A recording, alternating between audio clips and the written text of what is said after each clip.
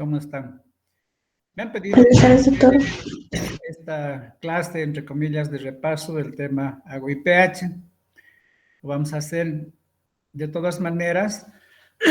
Las presentaciones que voy a compartir con ustedes las voy a pasar a la plataforma del grupo de la clase teórica.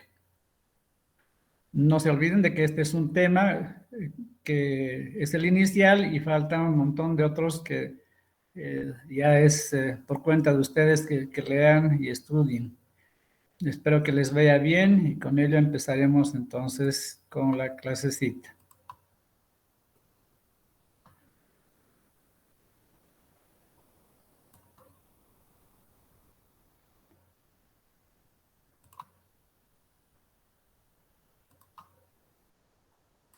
Ok. Como es mi costumbre, empezamos siempre por lo más esencial, que es una revisión de lo que son los átomos, las moléculas y los iones.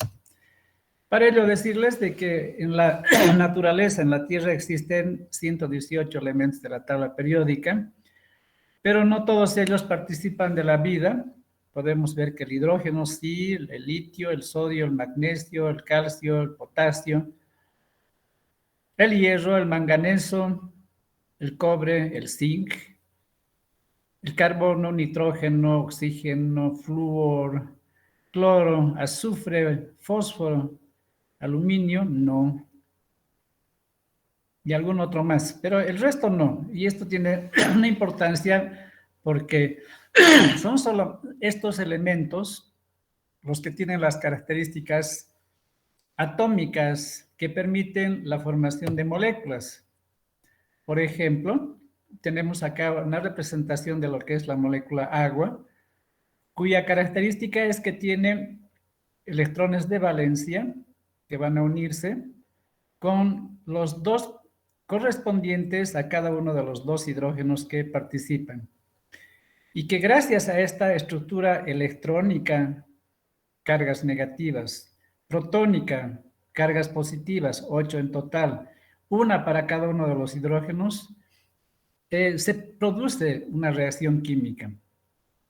Y produce entonces una molécula que es apta para la vida, para una serie grande de reacciones, como veremos más un momento. Entonces, estos átomos que hemos mencionado tienen una estructura atómica que es básica. Tiene una conformación electrónica y protónica que es como anillo al dedo para las reacciones químicas que van a dar origen a la vida. En ello vamos a destacar lo que significa la regla del octeto. Se refiere, y no es una ley, es una regla que tiene excepciones, pero en casi todas las conformaciones moleculares, producto de la reacción de átomos, producto de la atracción que existe entre las cargas desiguales, entre electrones y protones, o la repulsión entre cargas iguales, perdón, atracción entre desiguales. Entonces, al conformar los enlaces, en la parte más externa de los átomos y de las moléculas, deben tener 8 electrones, 4 pares de electrones. Eso es lo que indica la regla del octeto estable. Y en cada orbital, los electrones se organizan en pares. Por eso tienen que ser 4 pares de electrones que nos dan los 8 en total. Poniendo como ejemplo, vamos a ver a la molécula de sodio. Acá tenemos el sodio, que en su capa más externa, que en su orbital más externo, tiene un solo electrón. Pero fíjense, en el siguiente orbital tenemos 1, 2, 3, 4, 5, 6, 7, 8. Este átomo, el sodio, es muy inestable. Es terriblemente inestable por dos razones, porque en su capa más externa no tiene 4 pares de electrones, y peor todavía porque tiene un electrón no pareado. Los electrones necesitan estar en pares para poder tener estabilidad dentro de la estructura atómica. Y a la derecha tenemos el cloro. El cloro está en el grupo 7 de la tabla periódica y tiene en la capa más externa, vamos a contar, 1, 2, 3, 4, 5, 6, 7 electrones. Tiene 3 pares y uno solitario. Por lo tanto, el cloro De una forma similar al sodio, es una molécula muy inestable que busca reaccionar con otro elemento, en este caso con el sodio, que es el elemento, el átomo más proclive a reaccionar con el cloro y forman entonces lo que se conoce el cloruro de sodio. ¿Qué ha pasado? El sodio ha donado casi completamente este electrón no pareado acá. ¿A quién? Al cloro. El cloro ha conseguido su pareja, el séptimo electrón no pareado ha conseguido su pareja, y de esa manera quedan con una cierta carga positiva, porque el sodio ha perdido su carga negativa, queda una cierta carga positiva, y el cloro queda con cierta carga negativa. Por lo tanto, se unen los dos. ¿Por qué razón? Porque hay una carga positiva y una cierta carga negativa y forman un enlace iónico de una de las sustancias más abundantes en la Tierra, que es el cloruro de sodio sólido, y que tenemos grandes cantidades y que forman parte importantísima de nuestra alimentación. Este fenómeno va a permitir que el cloruro de sodio, al disolverse, se separen y tengamos el ion sodio positivo que ha perdido un electrón y el ion cloro negativo que ha ganado un electrón. Así como hay átomos iónicos, hay átomos neutros. Los neutros son aquellos que tienen el mismo número de protones y electrones, como el hidrógeno no molecular, el litio, el sodio, el carbono, nitrógeno, oxígeno, cloro, todos ellos vistos así son átomos neutros porque tienen el mismo número de protones y electrones en órbita. Pero los iónicos, los átomos iónicos, están conformados por la pérdida o ganancia de electrones, nunca de protones, porque si pierden un protón ya no es el mismo átomo, se conforma en otro. Pues son los protones los que dan el número atómico y la característica básica a cualquiera de los 118 átomos de la tabla periódica. Entonces acá los átomos iónicos es solamente por pérdida o ganancia de electrones, no nada que ver los protones. Ejemplo, el sodio positivo y el cloro negativo que acabamos de mencionar y ver en la anterior imagen. En esta, el sodio positivo y el cloro negativo cuando están en disolución. Cuando no están en disolución y estamos viendo la sal común, están en su forma sólida, enlazados por los enlaces iónicos que hemos mencionado. En el caso de las moléculas forman iones. Primero, las moléculas pueden ser neutras, quiere decir que tienen el mismo número de protones y de neutrones, pero también pueden ser iónicos. Pero acá no intervienen los electrones, al contrario de los átomos. Aquí, para formar un ion molecular, esta sustancia debe perder o ganar protones, teniendo en cuenta que un protón, aquí arriba, tiene este símbolo, H positivo, que es el núcleo de un ion hidrógeno. En otras palabras, las moléculas iónicas se forman por pérdida o ganancia de iones hidrógeno. Rara vez de electrones, como vamos a ver en un ejemplo. Aquí tenemos el ácido carbónico, H2CO3, que en ciertas circunstancias puede comportarse como un ácido, donando un ion hidrógeno o un protón al medio. Tenemos entonces una molécula iónica. Este otro ejemplo que es de enorme importancia en nuestra fisiología y bioquímica se refiere al amoníaco, NH3. Este amoníaco se comporta como una base y puede ganar un ion hidrógeno o un protón y se convierte en el ion amonio, NH4 positivo, que es producto de como veremos o como ya han visto tal vez en las clases teóricas, es producto de la desaminación de los aminoácidos. Los aminoácidos constantemente se están desaminando. El NH2 de un aminoácido se convierte luego en NH3 y en reacciones que dependen de las concentraciones podrán formar el ion amonio o el ion amonio podrá comportarse como un ácido, donando un protón y formar nuevamente el amoníaco. El ion amonio es una sustancia sumamente tóxica que es detoxificada en el ciclo de la urea a nivel hepático.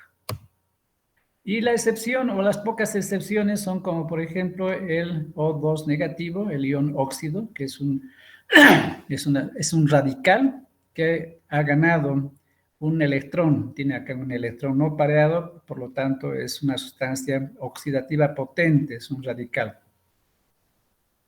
Pero son las excepciones. La importancia de los iones es porque significan electricidad, significan carga eléctrica. Tenemos luz en nuestras casas, hacemos funcionar el auto a través de su batería gracias a los iones negativos o positivos, protones o electrones.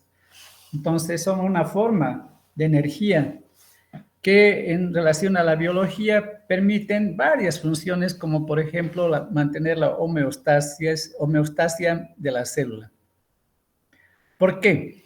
Porque los diversos iones que tenemos, sodio, potasio, calcio, cloro y moléculas iónicas, estos diversos iones tienen concentraciones diferentes por fuera y por dentro de la célula.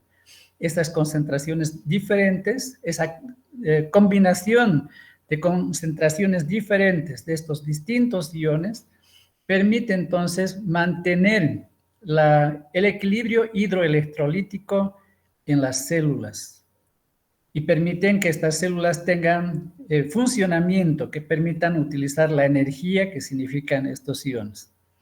Dos extremos en los cuales este fenómeno no funciona bien, dos ejemplos clínicos, es lo que ocurre en el infarto agudo de miocardio, que se produce por la obstrucción de alguna de las ramas de la coronaria debido generalmente a aterosclerosis. Esto impide la llegada de oxígeno y por lo tanto impide el funcionamiento de la cadena de transporte de electrones y del ciclo de Krebs, impidiéndose así la producción de ATP y quedando solamente la glucólisis anaerobia que produce ATP pero en cantidades sumamente pequeñas en comparación a la enorme cantidad que se produce en la cadena de transporte de electrones. Entonces, la falta de ATP interrumpe una serie de funciones, entre ellas las bombas iónicas, que se encargan de repolarizar a las células cardíacas. Por lo tanto, quedando en el interior del músculo cardíaco, de las células musculares del corazón, concentraciones inadecuadas, grandes, de iones que se han introducido a la célula en el momento de la despolarización, de la apertura de los canales de sodio fundamentalmente. Esto va a producir edema, un edema debido a que esta concentración elevada de iones acá, esto está representando una célula cardíaca, digamos, va a permitir que ingrese por ósmosis, desde la menor concentración, vasos sanguíneos y líquido intersticial, hacia el interior de la célula, que tiene una concentración elevada de iones, un potencial elevado de iones. Y va a producir el edema de esta célula y probablemente la lisis, la muerte, que significa precisamente tejido infartado en el corazón. En el otro ejemplo tenemos más bien deshidratación de una célula por consumo de etanol. Ustedes ya deben saber que el etanol, bajo cualquiera de sus formas, lo que produce es una disminución de la producción de la hormona antidiurética, por lo que la persona va a empezar a orinar. Aquí representamos en esta imagen acá, túbulos renales, diuresis aumentada. ¿De dónde va a sacar el agua? Del líquido intersticial y de la irrigación del resto de los tejidos que van a ir deshidratándose. Es lo que ocurre generalmente por el consumo de etanol. Una segunda importantísima función de los iones es que lo que hemos mencionado, estas concentraciones diferentes de los iones, aquí a la izquierda, en miliequivalentes por litro, el sodio en el líquido extracelular 140-10, el potasio al revés, poco en el líquido extracelular y bastante más en el intracelular. El calcio moderadamente afuera, casi nada adentro. El cloro bastante afuera y casi nada adentro. Y el bicarbonato 24 y 10.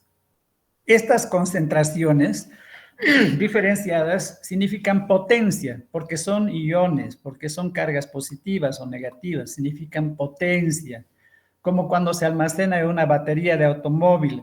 Mientras no se enciende, es simplemente energía potencial.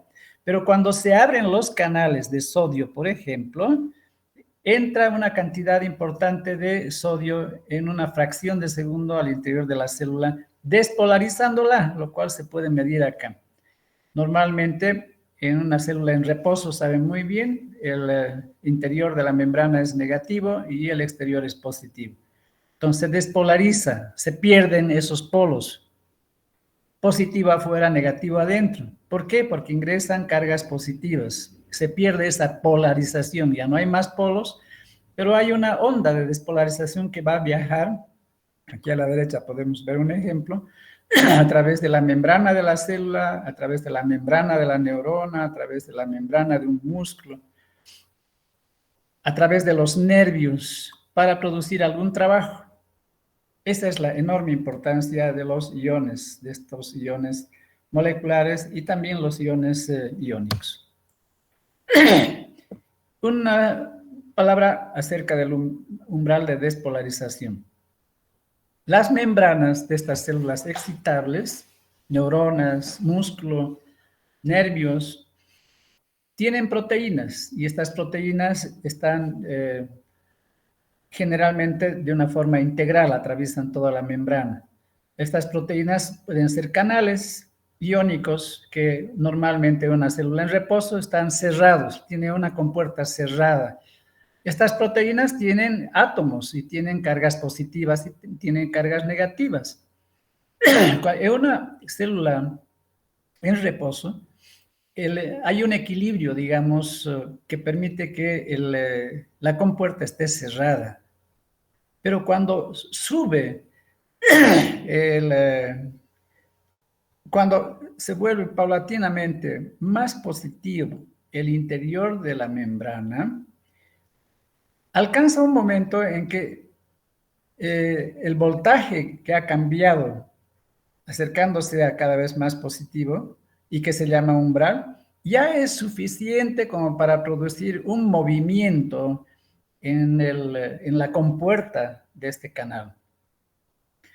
¿Y cómo va subiendo hasta llegar al umbral? Por un pequeño ingreso paulatino de cargas positivas que hacen que la membrana en la parte interna se vuelva paulatinamente más positiva hasta alcanzar este mencionado umbral, y en ese momento esta energía ya es suficiente como para abrir la compuerta.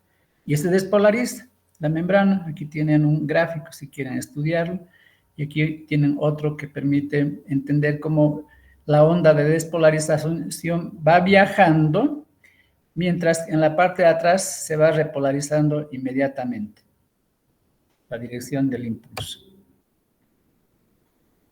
Aquí tenemos una gráfica de las neuronas motoras y la onda de despolarización en la placa neuromuscular, donde el nervio va despolarizándose y abriendo canales de calcio. La onda de despolarización permite la entrada de calcio, y ese calcio va a hacer que las vesículas que contienen acetilcolina se fundan, se unan con la membrana del botón sináptico, liberando acetilcolina, y la acetilcolina a su vez va a ir a fijarse en receptores de acetilcolina, que son receptores que son canales de sodio. Ingresará sodio y esta va a significar una nueva onda de despolarización que va a permitir la apertura de canales de calcio en el músculo y finalmente se produzca la contracción muscular. Ya vimos cómo es el agua. Es una molécula neutra, pero que tiene dos polos. ¿Por qué tiene dos polos? Porque en esta región de la molécula, existe una mayor concentración de electrones que en esta otra región, que están equilibrados al menos un electrón con la carga positiva, un electrón con la carga positiva. Entonces hay una región positiva que corresponde a los dos hidrógenos y una región negativa en este otro extremo. Por eso es un dipolo. El agua tiene la característica de formar enlaces entre una carga positiva, una carga polar, no es una carga neta, es una carga polar positiva, y la carga negativa de la región del oxígeno. Entonces, negativo con positivo se atraen y forman un puente de hidrógeno, que es un enlace débil. Aquí tenemos la misma representación. Por esta razón, el agua líquida a temperatura ambiente normalmente es líquida, fluye. Cuando se evapora, rompen estos enlaces, o cuando ebulle, rompen estos enlaces y el agua se evapora, pasa a la fase gaseosa. Tenemos acá algunas características del agua que tiene un elevado calor específico. Quiere decir que absorbe mucha energía para poder romper los enlaces de hidrógeno, los puentes de hidrógeno. Por eso es un buen refrigerante.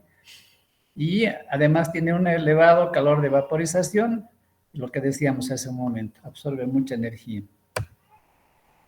Tiene una elevada conductividad calórica, significa que puede transmitir el calor adecuadamente desde la sangre hasta el agua en la piel a través de la transpiración. Y es un solvente perfecto para sustancias iónicas y polares. Es el medio en que se realizan prácticamente todas las reacciones bioquímicas. Es el medio perfecto, ideal, y en el que se mueven e interactúan las biomoléculas, además de ser el medio de transporte de nutrientes, fármacos, tóxicos, etc. Tenemos acá una distribución del agua en el organismo. Los niños tienen más agua, en la tercera edad existe menor agua en el organismo.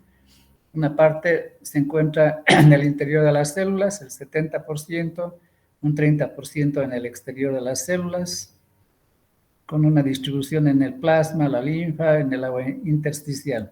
Esos datos podrán verlos con mayor calma en la presentación que se las voy a poner en la plataforma.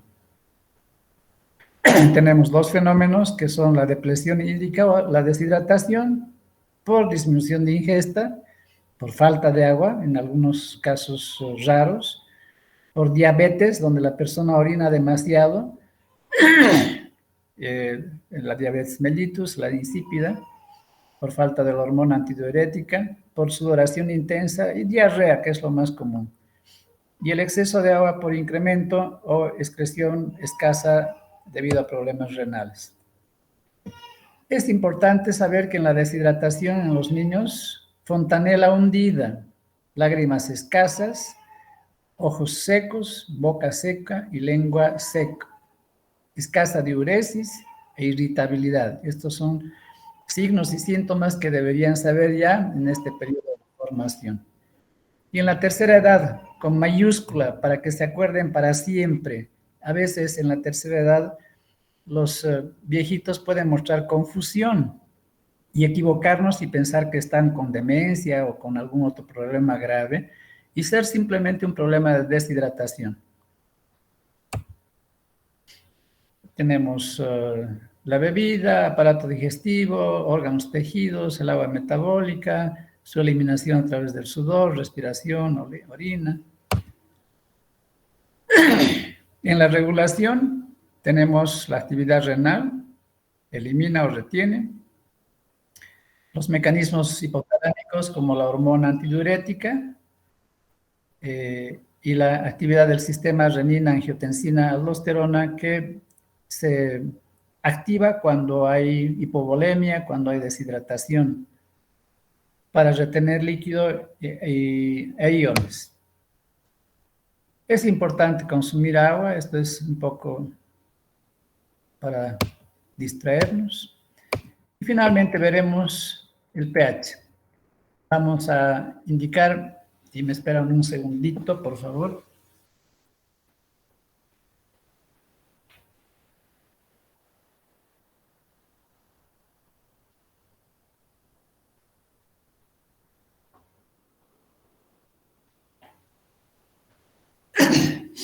que el pH nos indica la concentración de iones hidrógeno, la concentración de protones, la concentración de iones hidrogeno, cualquiera de estas definiciones es apropiada.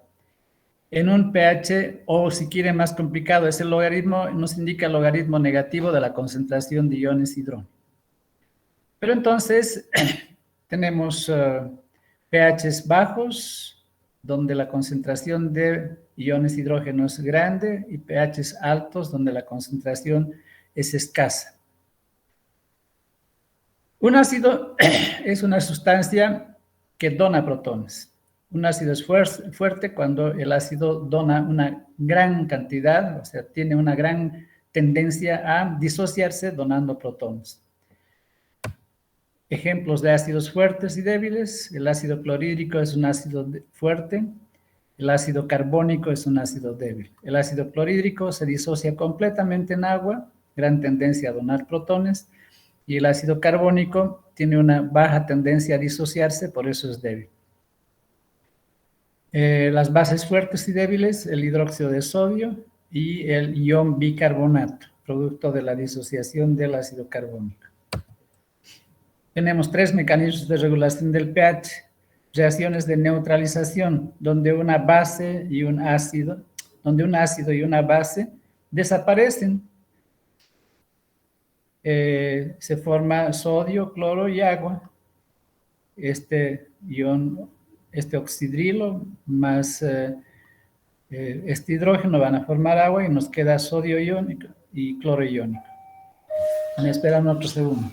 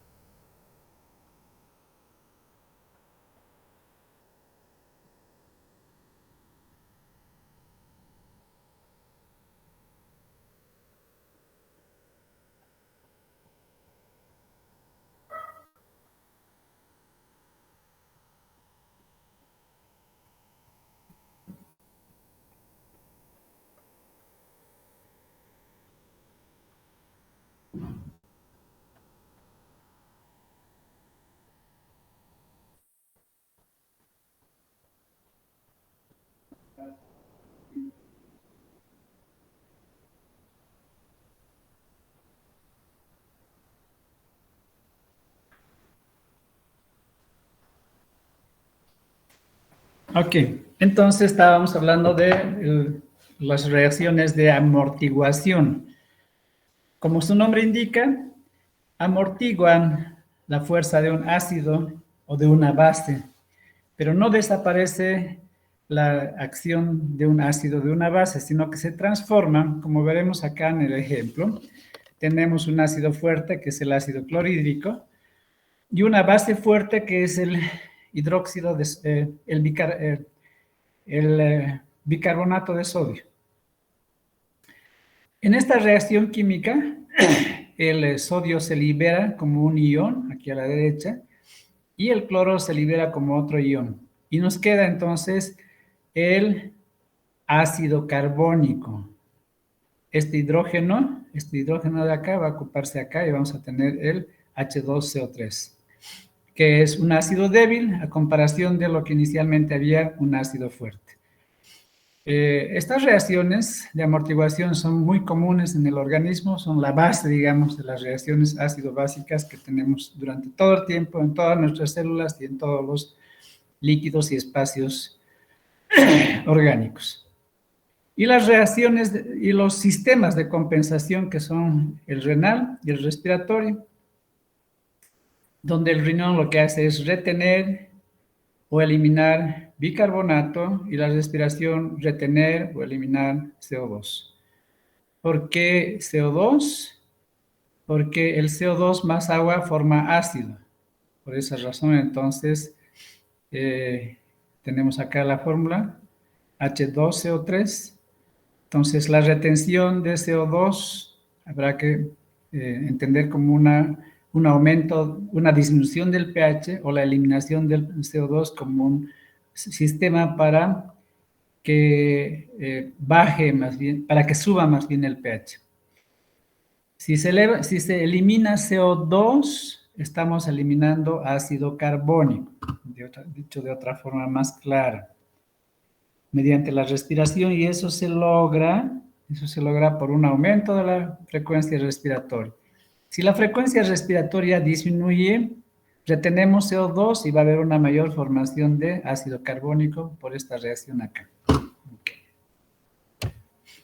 Tenemos una tabla donde vemos ejemplos del pH.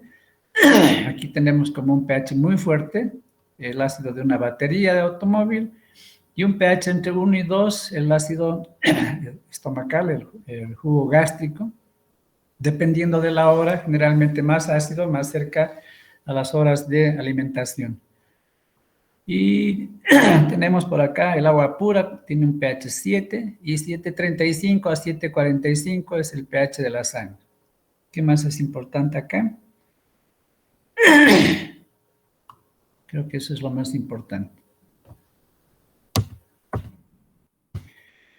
Los trastornos del pH son 4. La acidosis metabólica, la alcalosis metabólica, la acidosis respiratoria y la acidosis metabólica. Vamos a repasar inicialmente la acidosis metabólica como el más importante clínicamente hablando. En la acidosis metabólica, fundamentalmente tenemos que pensar en 3 tipos o 3 causas que producen esta acidosis metabólica. La primera, la acidosis láctica, la segunda, la cetoacidosis y la tercera por metanol. La acidosis láctica. El ácido láctico es producto de la glucólisis anaerobia, eso ya saben muy bien. Todos los eritrocitos producen ácido láctico, pero no es suficiente como para alterar el pH. Sí, cuando hay hipoxia, cuando hay problemas neumónicos, neumonías, silicosis, COVID-19, ahogamiento, depresión respiratoria por consumo excesivo de etanol o de algún otro fármaco. En todos estos casos va a haber hipoxia y va a haber, por lo tanto, un aumento del ácido láctico produciendo acidosis láctica. Un evento clínico muy importante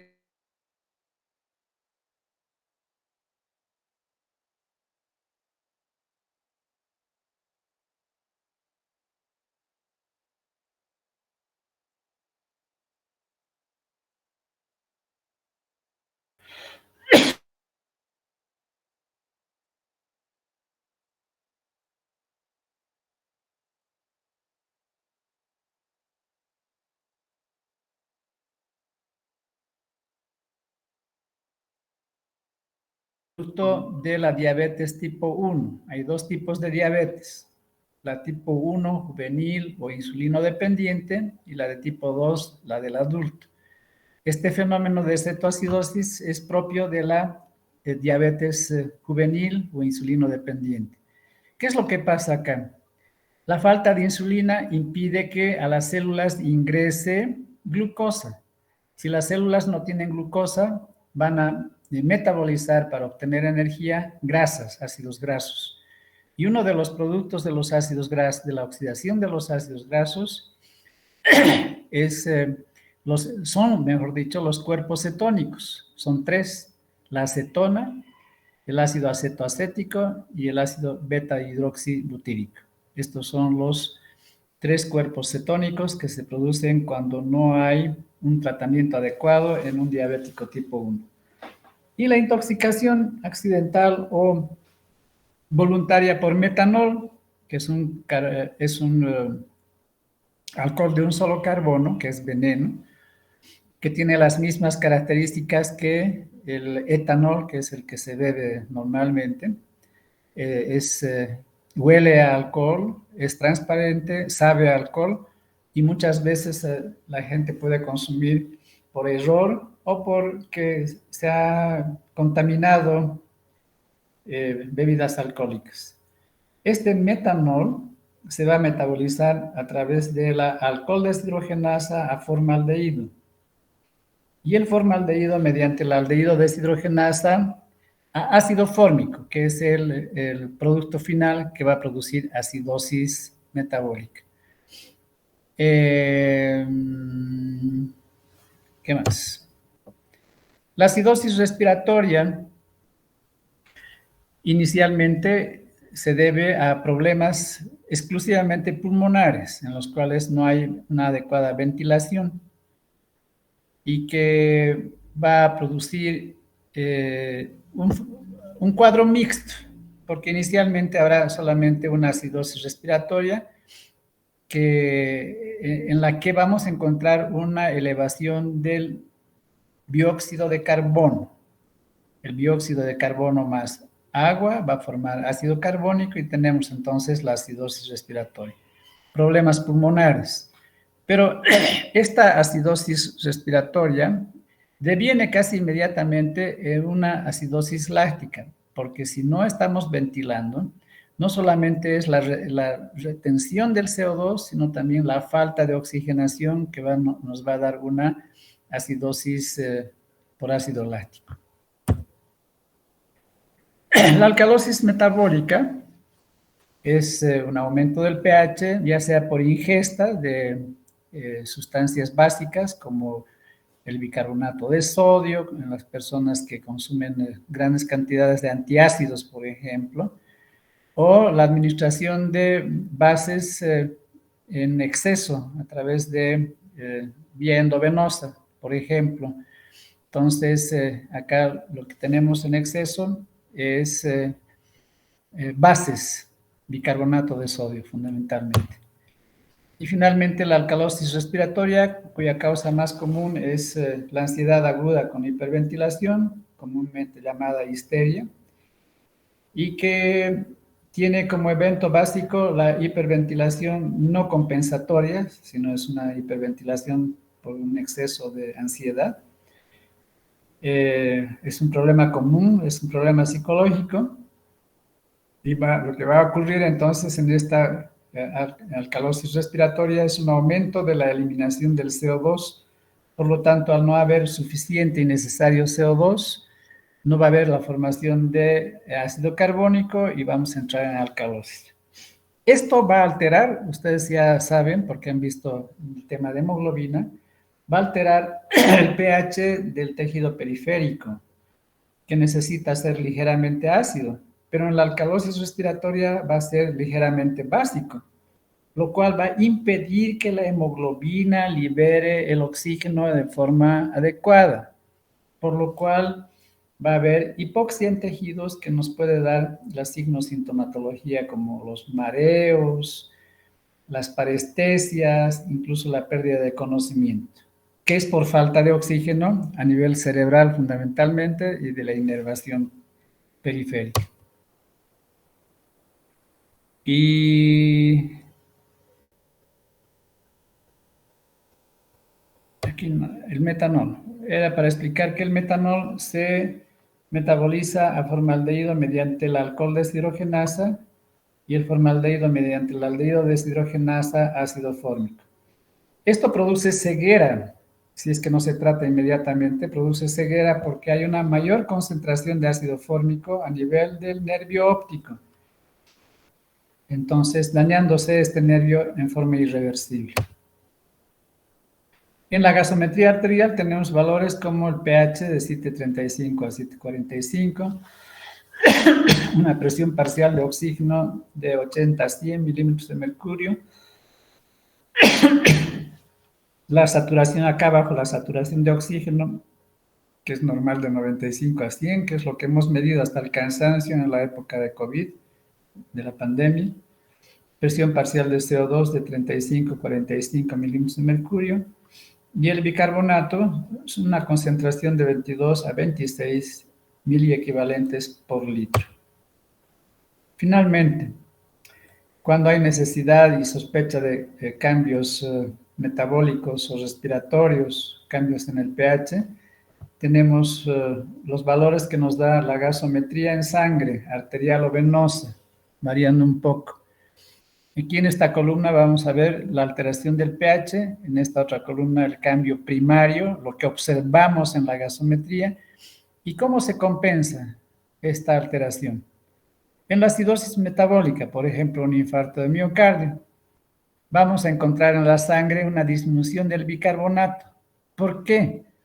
Porque si tenemos acidosis, ¿quién va a compensar, quién va a amortiguar, mejor dicho, este cambio acidótico?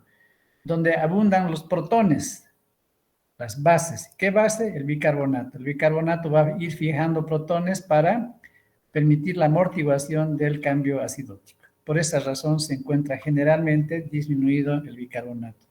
¿Cómo compensamos? Aumentando la frecuencia respiratoria para eliminar más CO2 y que no se forme ácido carbónico. La alcalosis metabólica, por ejemplo, por administración excesiva de bicarbonato en solución mediante vía endovenosa. Vamos a encontrar, por supuesto, un aumento del bicarbonato. Alcalosis metabólica, aumento del bicarbonato. ¿Cómo se compensa? Como hay demasiado álcali, entonces disminuyendo la respiración, la frecuencia respiratoria, para retener CO2 y que este CO2 se una al agua y forme ácido carbónico en la alcalosis metabólica. En la acidosis respiratoria, por ejemplo, una neumonía severa en la cual hay poco intercambio de gases, no va a haber una adecuada eliminación del CO2, va a haber un aumento del CO2 en la sangre. Y como hay un problema pulmonar, no podemos contar con los pulmones para compensar. ¿Qué nos queda? La función renal. Vamos a retener bicarbonato en la acidosis respiratoria. Finalmente, en la alcalosis respiratoria, por lo que decíamos hace un momento, en la hiperventilación por ansiedad, vamos a encontrar una disminución del CO2 por hiperventilación. ¿Y quién se encarga de compensar? Ha de ser el riñón, que va a eliminar el bicarbonato porque estamos en alcalosis respiratoria. Muy bien, muchachos. En horas de la tarde yo voy a subir esto a la plataforma para que tengan el resumen. Los que no tenían el resumen y que les vaya bien en el examen el día lunes. Bye, bye, bye. Chao, chao, chao. Hasta luego.